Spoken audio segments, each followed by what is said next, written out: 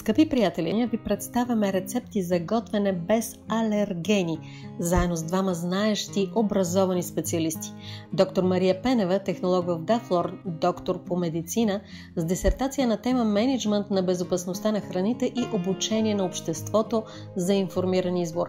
И доктор Даниела Петрова, управител на Дафлор и основател на производството на първите в света пробиотици Lactobacillus bulgaricus от воден произход, доктор по медицина, клиничен токсиколог.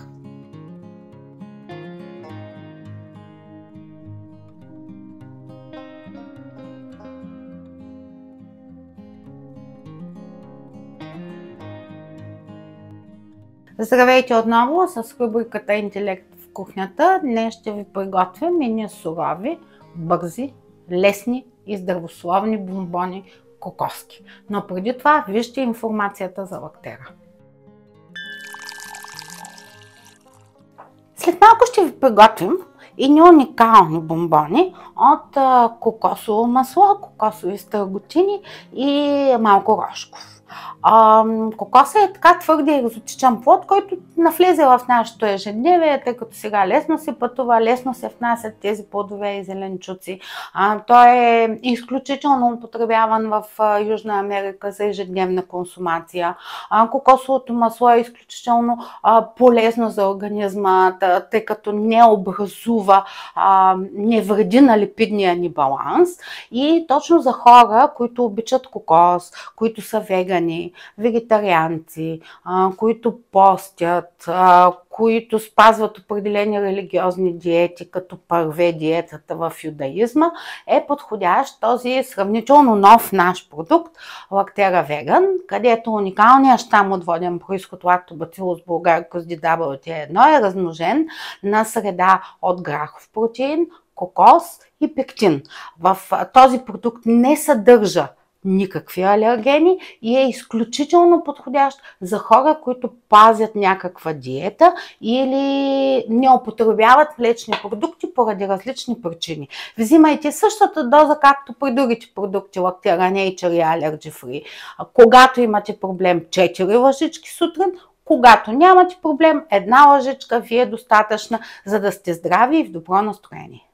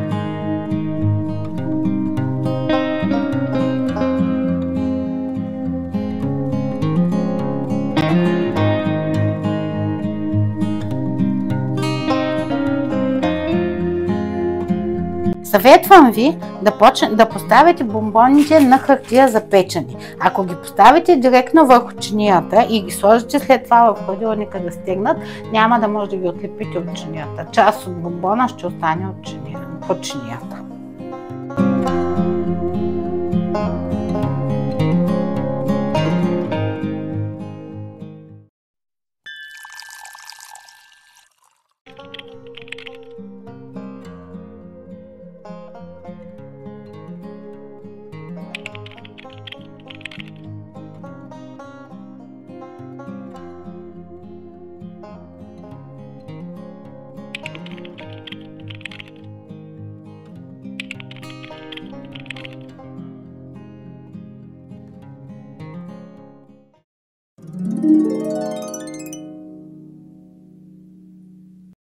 Аз мисля, че героя в тези бомбони е рошкова, който идеално замества какаото.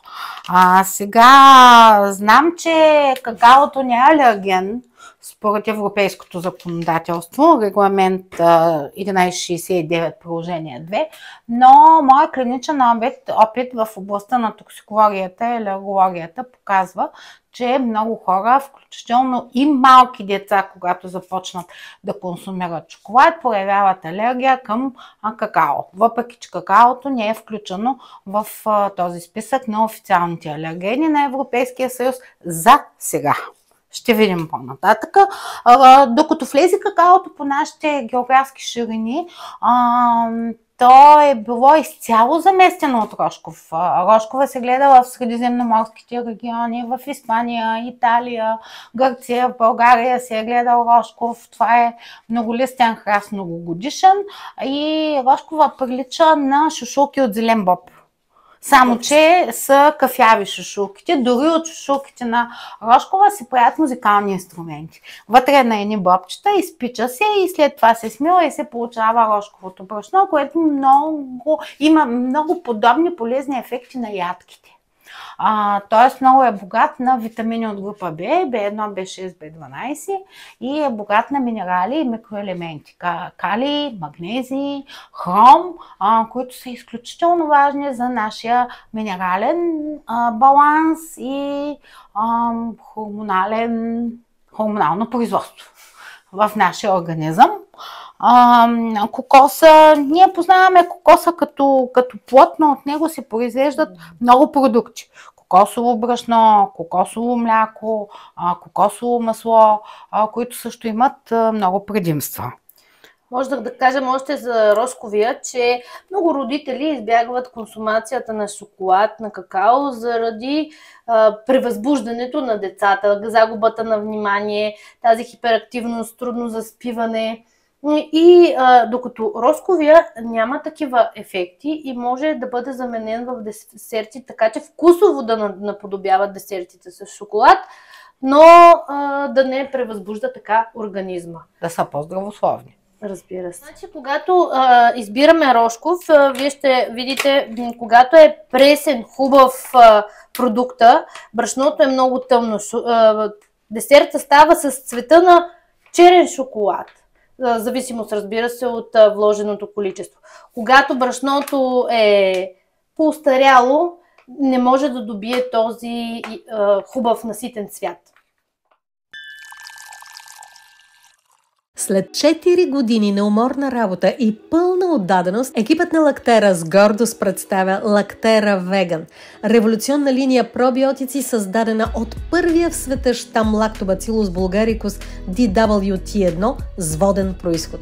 Нежността на кокосовото мляко, силата на граховия протеин и пектина като пребиотик – това е изключителната, изцяло растителна среда, върху която са размножени Lactobacillus bulgaricus DWT1. Перфектна храна за вегетарианци, вегани и всички хора с непоносимост към животинско мляко. Сбогувайте се с притесненията, защото Лактера Веган променя правилата на играта, тъй като е без алергени. Повечето вегански продукти съдържат ядки или соя, в Лактера Веган няма и следа от тях. Независимо дали очаквате дете, дали сте родител или все още сте невръстен гражданин на нашата планета, Лактера Веган е вашият съюзник. Създаден без животинско мляко, пробиотичният продукт е безопасен за всички възрасти и осигурява здрави черва за цялото ви семейство. Лактера Веган съчетава изключителните ползи на щама Lactobacillus bulgaricus DWT1 с воден произход, като подкрепя имунната система и стомашно-чревния тракт дори при хора с алергия към животински млека. Благодарение на Лактера Веган, хора на вегетарианска и веганска диета, както и тези, които спазват строг пост, вече имат възможност да подобрят здравето си.